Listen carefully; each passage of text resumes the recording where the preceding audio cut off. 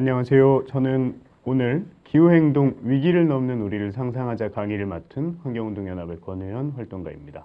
반갑습니다. 저희가 앞선 강의에서 기후변화, 기후위기 이런 얘기들은 많이 들어봤는데 이제 이번에는 기후행동이라는 얘기를 하려고 합니다. 기후행동은 어떤 걸까? 제가 사진을 한번 가지고 와봤어요.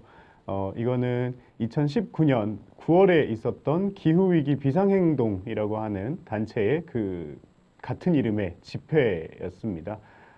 이날 서울의 대학로 해화역에 5천 명 정도가 모여서 종강역까지 행진을 진행했습니다. 5천 명이라고 하는 숫자가 적다면 적고 많다면 많은 숫자인데요. 적어도 한국에서 기후변화 혹은 환경과 관련된 주제로 이렇게 많은 사람들이 모여서 어떤 공통된 요구를 한 것은 처음입니다. 가장 많은 숫자였고요.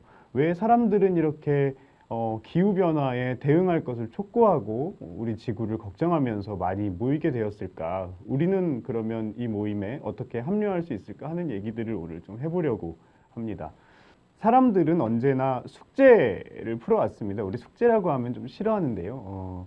보통 많은 사람들은 저마다 다른 시대, 다른 상황, 다른 공간에서 살아갑니다. 그런데 어떤 사람들이나 그 시대에, 그 상황에, 그 공간에 맞는 숙제들이 있었습니다. 그리고 그 시대의 문제들을 해결해 가는 것을 그 세대의 숙제처럼 받아들였습니다. 인간들은 개인으로서 내 삶의 숙제, 내가 어떤 훌륭한 사람이 되어야 되겠다. 돈을 많이 버는 사람이 되고 싶을 수도 있고요. 다른 사람들에게 좀 더 이타적이고 더 친절한 사람이 되는 것을 자기 인생의 숙제로 생각할 수도 있는데 그건 개인들의 숙제고 그 개인들이 모이면 하나의 집단, 하나의 사회를 형성하게 되는데요. 그러면 그 세대라고 하죠. 보통 우리 엄마 세대가 있고 할아버지 세대가 있고 또 우리 세대가 있는데 그 세대들마다 개인들이 모인 집합, 한 사회의 숙제라고 하는 것이 있습니다. 왼쪽 위부터 보면 서프라제트라고 하는 여성 참정권 운동을 자기 시대의 소명으로, 숙명으로, 숙제로 받아들인 사람들이 있었고요. 그 옆에 사진은 민주화 운동, 광주 5.18 민주화 운동의 사진이지요. 어떤 세대들은 그 시대에 자기 사회의 민주화라고 하는 것이 가장 큰 숙제로 받아들여진 적도 있었습니다. 그리고 그 민주화의 유산 위에 우리가 살아가고 있죠. 또 그 왼쪽 아래 사진은 3.1 운동 할 때 사진이지요. 독립을 쟁취하고 조국을 되찾는 것이 가장 중요한 그 시대의 그 사람들의 숙제였던 적도 있습니다. 그리고 그 오른쪽은 흑인 민권 운동입니다. 흑인들의 참정권과 흑인의 인권을 위해서 싸우는 것이 가장 중요한 숙제였던 시대도 있습니다. 그런데 지금 생각해 보면 우리는 여성 참정권도 가지고 있고 독립도 되었고 민주화도 됐죠. 그리고 흑인도 국내에서 한국 국적자이기만 하다면 흑인도 얼마든지 투표할 수 있고 차별받지 않는 것이 법적으로 규정되어 있기도 합니다. 그러면 우리의 숙제는 무엇일까? 내가 행복하게 살아야겠다. 다른 사람들하고 좀 더 다른 사람들을 배려하고 친절하게 함께 살아야 되겠다라고 하는 개인들의 숙제를 넘어서서 우리 세대가, 우리 시대가 풀어야 되는 숙제는 무엇일까라고 하는 질문을 해볼 수 있을 것 같아요. 모든 민주화도 독립도 인권도 많이 이루어졌다고 하는 상황에서 우리가 어떤 사회적 문제들을 극복하고 해결해 나가야 할까라고 하면 저는 기후위기라고 하는 게 우리가 풀어야 하는 숙제라고 생각합니다. 지금 이 사진들을 쭉 보면 발전소 공장의 매연이 올라오는 사진이죠. 저런 연기는 보통 대기오염 물질 혹은 온실가스들이라고 합니다. 저것들이 지구를 뜨겁게 만들거나 대기를 오염시키는 문제가 있죠. 그리고 기후변화는 이제 기후위기라고 말할 수 있을 정도로 실제적인 위협으로, 위기로 우리에게 닥쳐오고 있습니다. 2020년 초에 있었던 호주 산불도 기후위기와 영향이 있었고요. 기후위기의 영향으로 일어난 일이었고요. 지금 왼쪽 아래 사진 보면 한강이 잠겼던 겁니다. 2020년 여름이었죠. 저 때도 한국에서 최장기간의 장마가 이어지면서 서울이 많은 부분이 침수되었습니다. 부산이나 이런 데서 인명사고도 있었고요. 기후위기, 이런 정도의 장마를 인류가, 우리가 만나본 적이 없었던 겁니다. 이런 식으로 기후위기가 실체가 되어가고 있습니다. 빙하가 녹는 것들은 너무 우리 많이 본 사진이지요. 그런데 왜 그러면 제가 기후위기를 극복하고 해결하는 것이 우리의 숙제고 우리에게 가장 중요한 일일 수밖에 없다고 말할까요? 우리가 익숙했던 모든 것이 이제 달라지기 시작하는 겁니다. 왼쪽 위 사진부터 쭉 이렇게 시계 방향으로 한번 볼까요? 한국의 사진은 아니지만 대도시에 사는 분들은 익숙한 풍경이죠. 내연기관차들이 도로를 꽉 메우고 있습니다. 되게 넓은 도로인데요. 내연기관차는 우리 앞선 강의들에서 배웠겠지만 이제 경유나 휘발유로 움직이는 이런 화석연료에 기반하는 자동차들은 곧 퇴출되어야 됩니다. 이것들은 많은 온실가스를 배출하고요. 국내에서도 한 7분의 1 정도의 온실가스를 배출하는 것입니다. 그래서 이제 자동차 회사들도 전기 자동차를 만들거나 이런 친환경 자동차로 이것을 전환을 준비하고 있죠. 그리고 오른쪽 보면 우리 고기 먹는 거 많이 좋아하시죠. 공장식 축산이라고 하는 것은 두 가지 문제가 크게 있겠죠. 공장식 축산 일단 동물권의 문제가 있습니다. 저 굉장히 비윤리적인 방식으로 돼지나 소나 닭이나 양이나 이런 우리 식용 가축이라고 부르는 것들을 키웁니다. 이것은 윤리적인 측면에서 하나 문제가 있겠고, 공장식 축산을 통해서 굉장히 다량의 온실가스가 배출되기도 합니다. 기후위기와도 직접적인 관계가 있는 일이지요. 공장식 축산이 지속 가능할 거냐라고 하는 질문이 끊임없이 던져지고 있습니다. 그리고 그 옆에 보면 우리들 해외여행, 지금은 코로나 바이러스 때문에 해외여행이 좀 어려운데 해외여행 늘 꿈꾸고 가고 싶어 하죠. 그런데 지금처럼 무분별하게 많이 온실가스, 항공 온실가스를 배출하고 여행의 탄소 발자국들을 만들어가면서 해외여행을 계속 소비적으로 지속할 수 있을지에 대한 질문도 있습니다. 그 아래 사진을 보면 저희 가리왕산이라는 곳인데요. 잠깐의 스포츠 이벤트, 평창올림픽이었죠. 스포츠 이벤트를 하기 위해서 아주 오래된 원시림을 벌채했던 겁니다. 그리고 이런 식의 벌채는 계속해서 일어나고 있었습니다. 지금 이 순간에도 있고요. 그런데 숲이라고 하는 것은 굉장히 많은 탄소를 흡수하는 온실가스 흡수원으로 기능합니다. 우리가 조금 더 많이 누리고 조금 더 사치스럽고 조금 더 많은 것을 향유하기 위해서 계속해서 숲을, 강을, 자연을 이렇게 파괴해도 되는가? 라고 하는 질문들이 있을 수 있습니다. 그리고 그 옆에는 우리 많이 보던 것들이죠. 음료병이나 뭐 세제도 보이고요. 플라스틱 용기들이죠. 제로 웨이스트 캠페인이라고 하는 거, 노 플라스틱, 제로 플라스틱이라고 하는 캠페인들이 지금 유행처럼 그리고 사람들에게 윤리적인 실천으로 번지고 있는데요. 플라스틱도 화석연료를 기반으로 만듭니다. 그리고 플라스틱이 폐기물이 되었을 때 발생하는 온실가스나 오염물질도 상당히 많고요. 이게 지구적으로 전 지구적인 문제가 되어가고 있죠. 그리고 왼쪽은 통상 우리 기후 위기를 얘기할 때는 잘 언급되지 않는 부분이기도 하는데 패션쇼 하는 한 장면이죠. 근데 패션쇼를 사진을 왜 가지고 왔냐면 우리는 의식주 중에서 식이나 주, 그러니까 먹는 것과 사는 것이 온실가스를 많이 배출한다는 거는 좀 익숙하게 알아왔던 부분들입니다. 먹는 건 아까 저 육식도 있었겠고요. 사는 거는 이제 우리가 집에서 뭐 에어컨을 많이 키거나 난방을 아주 집을 덥게 겨울에 하고 있거나 하는 식으로 건물 에너지를 많이 소비할 때 문제가 됩니다. 그런데 입는 것은 어떤 문제가 있느냐? 우리는 패스트 패션에 되게 익숙하죠. 패스트 패션이라고 하면 뭡니까? 이렇게 빨리빨리 돌아가는 유행에 따라서 옷 1년 입고 버리는 거 많죠. 그리고 패션 업계는 그런 걸 굉장히 조장해 왔습니다. 매년 뭐 밀라노 컬렉션, 파리 컬렉션, 서울 컬렉션 이렇게 하면서 새로운 옷들, 새로운 유행, 새로운 소재, 새로운 색감들을 내놓습니다. 그리고 바로 작년에 있었던 그런 유행들은 바로 금방 후진 게 되죠. 좀 촌스러운 게 되거나요. 이런 식으로 하는 이유는 뭐 물론 순수하게 미적으로 어떤 거를 추구하는 인간의 욕망일 수도 있겠지만 다른 한편으로는 패션업계가 그렇게 유지되어 왔던 겁니다. 매년 새로운 옷을 이제 진열대에 진열하고 쇼윈도에 진열함으로써 그것을 팔고 그 소비를 통해서 패션업계가 유지해왔던 이런 방식이 지속 가능한가?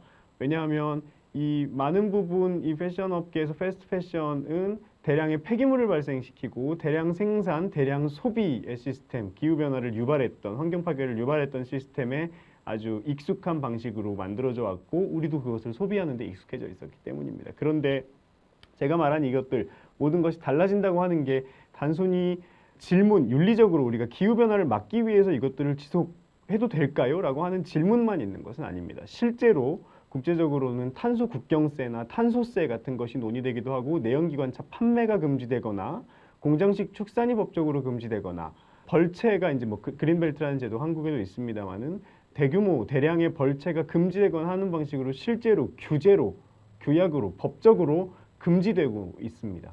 플라스틱도 지금 우리 카페에서 일회용 용기를 매장에서 사용할 수 없게 법적으로 한국도 규제가 되고 있지요. 이런 방식으로 우리가 익숙하게 누려왔던 것들이 환경적인 문제가 우리가 앞선 강의에서 본 것처럼 인류 자체의 존속을 위협하기 시작하면서 더 이상 지속 가능하지 않은 것이 되어가고 있다는 뜻이기도 합니다.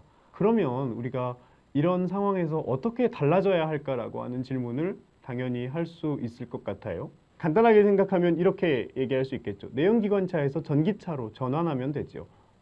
플라스틱을 많이 사용하던 것에서 친환경 소재들로 좀 전환하면 되겠죠. 패스트 패션에서 조금 더 오래 입고 물려 입기도 하고 다시 재가공해서 이렇게 재봉질을 다시 해서 입는 지속 가능한 패션으로 전환할 수도 있을 것 같습니다. 육식 중심에서 채식 중심의 식습관으로 바꿀 수도 있겠죠. 그리고 석탄이나 원자력 같은 위험하거나 더러운 에너지원에서 태양광이나 풍력 같은 재생에너지, 지속 가능하고 깨끗한 에너지원으로 에너지 전환을 할 수도 있겠습니다. 그리고 해외여행을 많이 다니기보다는 조금 더 많이 산책하고 걷고 혹은 국내 여행 정도에 만족하고 거기서 더 많은 것을 느끼면 되잖아요. 뭐 그런 방식으로 삶의 방식을 바꿀 수도 있겠습니다. 그리고 숲이나 강 같은 데를 벌채하거나 개발하기보다는 보전하는 데 조금 더 많은 힘을 쏟을 수도 있겠습니다. 근데 저의 질문은 그렇습니다. 우리가 이렇게 삶의 양식을 바꾸는 것 그리고 기술적으로 어떤 A라는 기술에서 B라는 기술로 바꾸는 것으로 기후변화를 극복하는 것이 끝날 건가? 그렇게만 하면 정말 우리는 좋은 사회를 만들고 우리가 우리 시대에 우리에게 주어진 숙제를 다 하는 것인가? 라고 하는 질문을 해봐야 한다는 것입니다. 저는 그러기 위해서는 어떤 것이 이 문제를 일으킨 문제의 본질이었을까를 생각해 봐야 한다고 생각해요. 기후위기는 왜 일어났을까에 대해서 고민하는 겁니다. 기후위기는 왜 일어났죠? 과학적으로 설명하면 아주 간단합니다. 대기 중에 이산화탄소 농도가 높아졌고 이산화탄소는 온실기체, 온실가스이기 때문에 더 많은 열을 지구상에 붙잡아 놓게 됐고 그래서 지구의 평균 기온이 올라가면서 기후의 변화가 일어난 겁니다. 과학적으로 설명하면 굉장히 심플한데요. 그러면 대기 중 이산화탄소는 왜 높아졌을까에 대해서 질문해야 되는 겁니다. 대기 중 이산화탄소가 높아진 이유는 화석연료를 우리가 사용하기 시작했기 때문입니다. 영국에서 산업혁명이 일어났다고 배웠던 바로 그 시점부터인데요.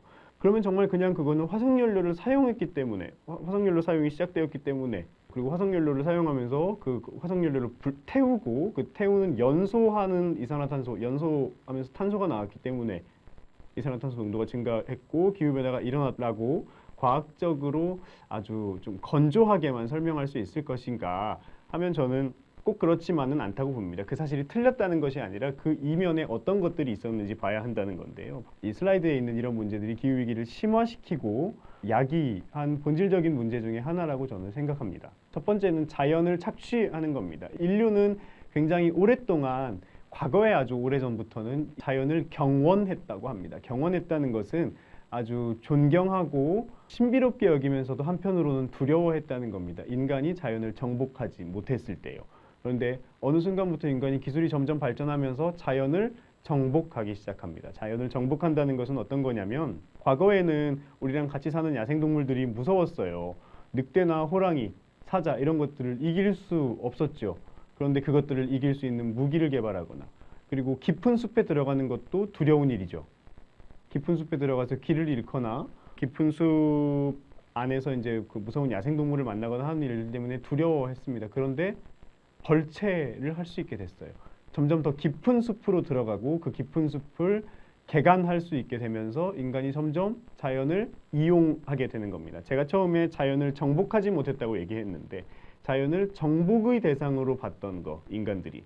그리고 정복하는 이유는 뭡니까? 보통 어떤 것을 정복한다는 것은 그것을 정복함으로써 그 위에 군림하고 그것을 이용하고 착취하기 위한 관점을 인간들이 가져왔던 겁니다. 그래서 오랫동안 숲이나 강을 그리고 바다를 인간이 이용의 관점에서 자연을 착취해 왔습니다. 자연을 착취하면서 환경을 파괴시키고 화석연료를 무분별하게 채굴하면서 많은 이산화탄소를 발생시킨 거. 바로 기후변화가 걷잡을 수 없을 정도로 심화된 데에는 인간들이 얼마나 자연을 착취하고 무분별하게 이용해 왔는지 바로 그 태도의 문제가 첫 번째로 있었다고 할 수 있겠습니다. 그리고 두 번째는 바로 끝없는 욕망입니다. 인간들은 화석연료를 사용한 이래, 산업혁명 이래로 혹은 그 이전부터 끝없이 어떤 성장해야 하고 팽창해야 하고 강해져야 하고 누군가를 굴복시키고 군림해야 한다는 끝없는 욕망에 시달려 왔습니다. 그건 우리가 역사 시간에 배우는 제국주의나 정복의 역사, 전쟁의 역사와도 일부분 일치하는 부분들이 있습니다. 바로 이 끝없는 욕망이 아까 말한 플라스틱을 사용하는 거, 패스트 패션을 사용하는 것처럼 끝없는 욕망과 소비를 조장해 왔습니다. 그리고 그런 방식으로 우리가 성장하고 팽창하고 더 많이 가지고 필요하지도 않은데 더 많이 가져요. 뭐 그런 방식으로 충동해 오면서 인간들이 기후변화가 일어나고 있다는 걸 알면서도 인간들이 기후위기가 심각해지고 있다는 걸 안 지는 벌써 수십 년 됐습니다. 그것을 알면서도 멈추지 않고 끊임없이 생산하고 소비하고 욕망하고 밖으로 나가고 성장하고 하도록 만들어 온 겁니다.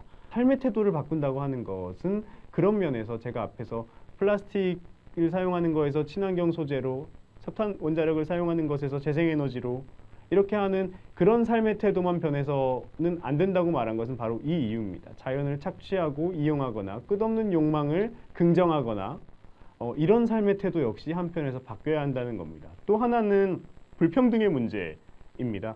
인간들은 불평등한 문제에 굉장히 익숙해져 있습니다. 신분도 철폐됐고 인권 운동의 역사로 인종이나 종교나 성별로 차별해서는 안 된다고 말하고 있지만 우리는 실제로 계급은 사라졌지만 계층은 남아 있습니다. 귀족이나 평민 이런 계급은 사라졌지만 경제적인 계층은 여전히 남아 있다는 얘기입니다. 지금 저기 보면 유니세프에서 가져온 사진인데요. 개발도상국의 경우에는 기후변화에 조금 더 취약합니다. 우리는 한강이 침수되더라도 실제적으로 우리 삶의 문제가 없죠. 근데 개발도상국의 경우에는 침수가 일어나면 실제로 사는 곳이 그대로 가라앉아 버리거나 그리고 그게 복구가 훨씬 한국 같은 선진국보다는 느릴 수 있습니다. 그리고 이게 식수를 공급받는데도 가장 우리 필수적인 먹는 물을 공급받는데도 치명적인 문제로 다가오기도 합니다. 기후변화는 불평등과 직접적인 관계가 있는데요. 일단 기후위기가 일어났을 때 기후위기로 인한 재앙이 이상기후가 발생했을 때 가장 먼저 피해를 입는 것이 가장 경제적으로 소외되어 있는 계층, 사회적으로 약자라고 말할 수 있는 계층이라는 것이 하나 있고요. 그런데 가장 먼저 피해를 입는 것은 사회적으로 약한 계층임에도 불구하고 가장 많은 온실가스를 배출하는 것은 사회적으로 권력이 많은 경제적으로 계층이 높은 사람들이라고 하는 문제가 있습니다. 이런 불평등에 익숙한 거, 누가 더 많은 잘못을 저지르는가, 누가 더 많은 부담을 지는가, 그런데 그것이 불평등하다라고 하는 것에 우리는 어느 정도 익숙하지 않은가 하는 질문을 던져볼 필요가 있는 겁니다. 그래서 기후위기를 극복하기 위해서는 아까 말한 것처럼 여러 가지 기술적인 거, 삶의 태도를 어떤 소비를 할 것인가에 대한 태도를 바꾸는 것도 중요하지만 이렇게 우리가 자연을 어떻게 바라보고 있는가, 우리가 더 많은 소비와 팽창하는 이런 성장주의를 어떻게 바라보고 있는가, 혹은 불평등이라고 하는 문제를 어떻게 바라보고 있는가와 떼놓을 수 없는 문제라는 겁니다. 그건 문제의 원인부터 결과적으로 이 문제를 해결하는 방식에 이르기까지 어떻게 생각하느냐의 문제일 수 있습니다. 그러면 행동이라고 하는 건 어떻게 실천해야 할까, 어떻게 하는 것일까라고 하는 걸 우리 생각해 봐야 할 텐데요. 아까 말한 것처럼 에너지 절약하는 거 아주 중요한 일상의 실천입니다. 육식을 줄여나가는 것도 중요한 실천일 수 있겠죠. 그리고 과소비, 우리 앞에서 계속 얘기한 것처럼 이게 정말 나한테 필요한 걸까? 우리가 정말 이렇게까지 많이 소비해야 하는 걸까라고 하는 생각을 가지고 소비를 줄여나가는 것도 중요한 일상에서의 기후행동 실천이라고 말할 수 있습니다. 그리고 마지막 네 번째는 조금 두루뭉술한 얘기일 수도 있는데요. 기후위기에 대해서 더 많이 이야기하는 것도 일상에서 실천일 수 있습니다.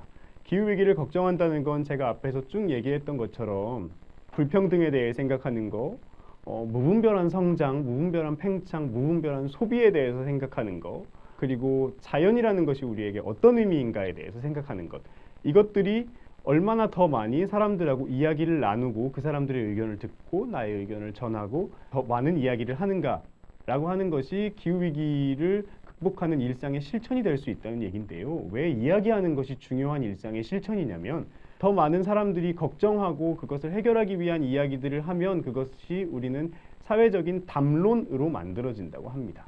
사회적인 담론이 만들어진다는 건 사회적으로 더 많은 사람들이 그것에 대해서 이야기를 하고 의견을 가진다고 하는 거예요. 더 많은 사람들이 이야기하고 의견을 가지는 담론이 형성된다는 건 여론이 만들어진다는 것이고 그것이 정치적인 변화를 이끌어낼 수 있는 힘이 된다는 겁니다. 그렇기 때문에 우리는 일상에서 더 많이 기후위기를 걱정하고 이 기후위기는 왜 일어났을까요? 이 기후위기는 그러면 우리가 어떻게 해결할 수 있을까요? 기후위기는 누가 더 많은 책임을 짐으로써 해결해야 하는 문제일까요? 를 고민하는 시간을 가져야 한다는 겁니다. 그렇게 더 많은 우리가 일상에서 뭐 에너지를 줄이고 육식을 줄이고 과소비를 줄이고 하는 일상의 실천에 더해서 주변에 있는 사람들과 이 문제를 어떻게 해결할 수 있을지 이야기하는 시간을 더 많이 가지는 것도 기후행동의 중요한 실천이 될 수 있다는 말입니다. 근데 우리 처음에 봤던 사진들에 비해서는 행동이 좀 약하죠. 청소년들도 이렇게 과격한, 물론 뭐 과격한 것 같진 않지만 이렇게 직접적인 행동을 할 수 있다고 생각합니다. 처음에 모였던 것처럼 제가 집회를 했다고 기후위기 비상행동이라고 하는 집회에 5,000명 정도가 모였다고 했는데 그날도 많은 청소년들이 모였습니다. 그리고 그 일주일 뒤에 청소년 기후행동이라고 하는 단체가 이렇게 진짜 도로에서 행진을 벌이기도 했고요. 우리가 일상에서 실천하는 것들도 중요하지만 정말 실천적인 행동에 나설 수도 있습니다. 지금 오른쪽 상단에는 우리 다들 아실 텐데 그레타 툰베리라고 하는 기후운동가죠. 청소년입니다만 의회 앞에서 우리로 말하자면 국회죠. 국회 앞에서 금요일마다 기후를 위한 결석 시위를 한 겁니다. 학교를 안 나가는 결석을 하면서 시위를 했던 건데요. 청소년들이 이렇게 기후위기를 극복해 주세요. 우리 기후위기가 우리의 삶을 위협합니다. 우리의 미래를 위협합니다. 이걸 극복하기 위해서 더 나서주세요라고 직접적으로 시위하고 행동하는 거 저는 가능하다고 생각합니다. 우리가 교과서나 선생님들 그런 얘기 하세요. 오른쪽 아래 사진은 4.19 때 사진이고요. 왼쪽 아래 사진은 광주 학생운동 때의 사진입니다.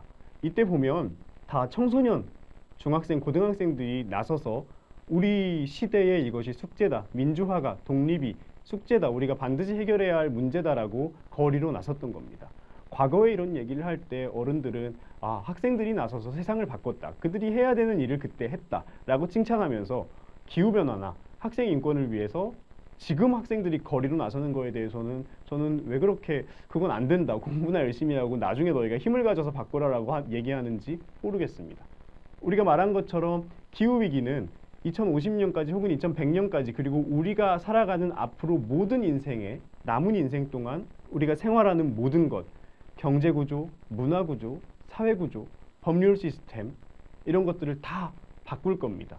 이건 우리 인생에 당면한 가장 큰 문제입니다. 이것을 지금 당장 해결하기 위해서 그리고 더 많은 책임을 진 선배 세대들 더 나이 많은 그 기존에 있었던 어머니 세대, 할아버지 세대가 아직 권력을 가지고 있을 때 더 많은 예산을 투입하고 더 강력한 정책을 통해서 더 많은 부담을 지고 지금부터 이 문제를 해결하는데 함께 합시다라고 우리 청소년들이 나서는 것에 대해서 더 이상 우리 사회가 두려워하지 않아야 한다고 생각하고 여러분도 우리의 문제를 해결하기 위해서 일상에서 작은 실천들을 이어가면서도 한편에서는 주변과 연대하면서 더 적극적인 기후행동을 고민해 볼 수도 있겠다는 생각이 듭니다. 그러면 기후위기를 어떻게 극복할 수 있을까? 일상에서 어떤 실천을 할 수 있을까? 어떻게 또 우리가 행동을 고민해 볼 수 있을까 하는 얘기를 했는데요. 항상 행동하는 거, 실천하는 거는 혼자 하면 외로울 수 있습니다. 그런데 우리는 늘 어떤 위기를 극복하고 우리한테 주어진 숙제를 해결할 때는 연결된 힘, 함께 하는 것으로 이것을 이겨낼 수 있었다고 생각합니다. 기후위기를 걱정하는 많은 사람들이 벌써 있고요. 기후위기로 인해서 자기의 정체성, 자기가 어떤 존재로 살아가는지에 대한 정체성이 다들 있잖아요. 그 정체성이 기후위기와 직접적인 연관이 있고 이게 내가 해결해야 하는 가장 중요한 문제라고 얘기하는 사람들이 늘어나고 있습니다. 왼쪽 위부터 보면 농민들은 농사를 짓는 사람들이기 때문에 기상, 기후에 굉장히 예민합니다. 이들이 기후위기를 극복하는 것이 농민들이 가장 안전하게 지속하는 길이라고 주장하기 시작했고 이들도 기후위기를 해결하기 위해서 농민들이 나서기 시작했고요. 그 오른쪽은 아까 이 전 슬라이드에서도 봤던 것처럼 청소년들이 앞으로 자기 삶을 결정할 자기 삶을 좌지우지할 가장 큰 문제로 기후위기라고 하는 것을 인식하고 행동하기 시작했습니다. 그리고 오른쪽에는 이제 종교인분들이 나서기도 하셨고요. 그 아래에 보면 노동자들 역시 기후위기가 변하는 과정에서 많은 영향을 받게 됩니다. 이렇게 지금 저 사진에 보면 아주 더운 공간에서 야외 노동자들이 노동하는 경우도 있지만 아까 제가 얘기했던 석탄 발전이나 원자력 발전에서 재생에너지로 변화하는 거, 내연기관차에서 전기차로 전환하는 거, 이럴 때마다 내연기관차를 만들던 노동자들, 그러니까 엔진을 만들던 노동자들은 배터리를 만들던 노동자로 전환될 수 있을까? 석탄 발전소가 없어지면 거기에 있던 노동자들은 어디로 가야 할까? 정의롭게 에너지 시스템이 전환된다는 거, 지속 가능한 사회로 전환된다는 게 노동자들에게도 어떻게 정의로울 수 있을까? 라고 하는 고민을 노동자들도 함께 하기 시작했습니다. 그리고 왼쪽 아래 사진을 보면 Climate Justice, Gender Justice라고 얘기합니다. 기후위기가 여성들에게 혹은 성소수자들에게 어떤 또 다른 불평등을 야기할 수 있을까? 그러면 기후위기를 극복하는 과정에서 성소수자들, 여성들이 어떻게 좀 더 정의롭게 존재하는 방식으로 기후위기를 극복할 수 있을지에 대한 고민도 한편에서 시작되고 있습니다. 이런 식으로 수많은 정체성을 가진 사람들, 수많은 공간에서 각자 다른 공간, 각자 다른 정체성으로 존재하는 사람들이 기후위기를 함께 극복하기 위해서 목소리를 내고 있습니다. 우리는 이렇게 기후위기라고 하는 문제로 이것을 어떻게 해결할 것인가, 어떻게 정의롭게 평등하게 이 문제를, 이 위기를 넘어설 수 있을지에 대해서 함께 고민할 수 있는 사람들이 늘어가고 있습니다. 이렇게 연결된 사람들이 연결되고 조직되어 있는 힘으로 기후위기라고 하는 우리 시대의 숙제를 풀어나갈 수 있을 거라고 생각하고요. 여러분들도 기후위기를 극복하기 위해서 더 많은 사람들과 이야기하고 더 많은 사람들을 만나고 더 많이 고민하고 때로는 직접적인 실천과 행동들을 하면서 우리 함께 기후위기를 극복하는 기후행동가로 다시 만날 수 있으면 좋겠습니다. 저희 오늘 강의는 여기서 마치도록 할게요. 감사합니다.